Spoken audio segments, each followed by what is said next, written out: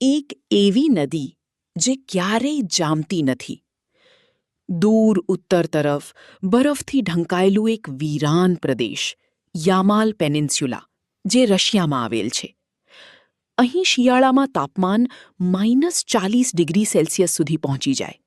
પવન એટલો ઠંડો કે શ્વાસ પણ બરફ બની જાય. પણ આ જ બર્ફીલી દુનિયામાં એક એવી નદી વહેતી હતી જે ક્યારેય જામતી જ નહોતી. ગામના લોકો તેને જીવંત નદી કહેતા, કારણ કે જ્યારે આસપાસની બધી નદીઓ બરફમાં ફેરવાઈ જાય ત્યારે આ નદી શાંતિથી વહેતી જ રહેતી. એક યુવાન, આરવ, આ રહસ્ય જાણવાનો નિશ્ચય કરે છે. એક રાત્રે તે નદીના કિનારે પહોંચે છે. ચારે તરફ નિશ્શબ્દતા, ફક્ત વહેતા પાણીનો અવાજ. અચાનક તેને લાગે છે કે પાણીમાંથી ધીમો પ્રકાશ નીકળે છે. એને ડર લાગે છે, પણ ઉત્સુકતા વધારે હોય છે. તે હાથ પાણીમાં મૂકે છે, અને આશ્ચર્ય, પાણી ગરમ લાગે છે.